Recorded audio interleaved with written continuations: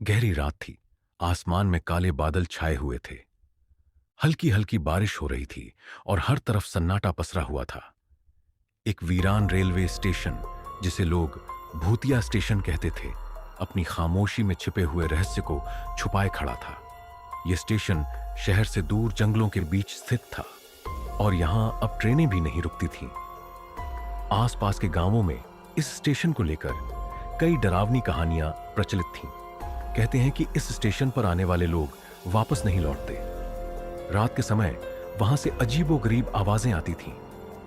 कुछ लोगों ने दावा किया था कि उन्होंने वहां सफेद साड़ी में लिपटी एक औरत को देखा है, जो कभी कभी प्लेटफॉर्म पर टहलती रहती है। लेकिन यह सब सिर्फ सुनी सुनाई बातें थीं, जिन पर कोई यकीन नहीं करता था।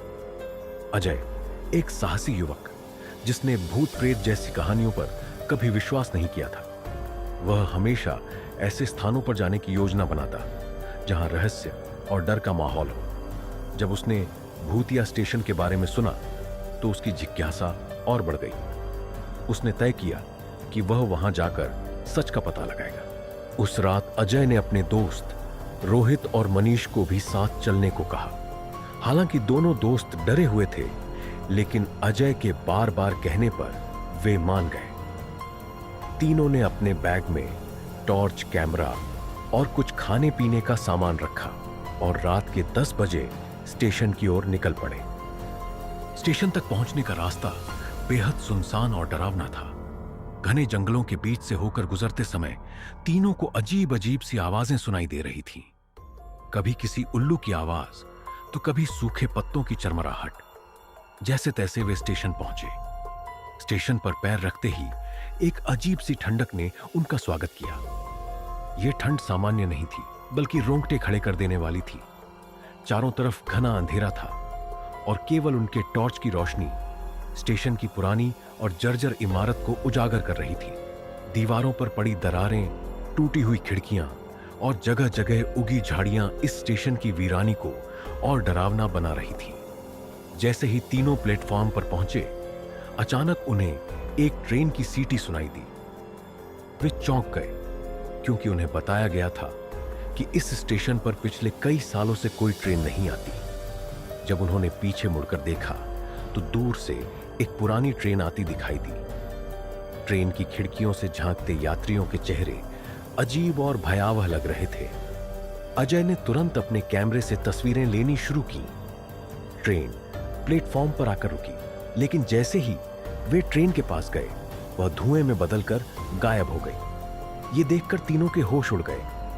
मनीष ने कहा, यहां से चलो, ये जगह ठीक नहीं लगती। लेकिन अजय ने उन्हें रुकने के लिए मना लिया। कुछ देर बाद जब तीनों स्टेशन के मुख्य भवन में गए तो वहां एक पुरानी बेंच पर एक औरत बैठी हुई दिखाई दी। वह सफेद साड़ी में थी और उसका चेहरा बालों से ढका हुआ था। अजय ने उससे बात करने की कोशिश की, लेकिन उसने कोई जवाब नहीं दिया। अचानक वह औरत उठी और धीमे कदमों से प्लेटफॉर्म की ओर चलने लगी।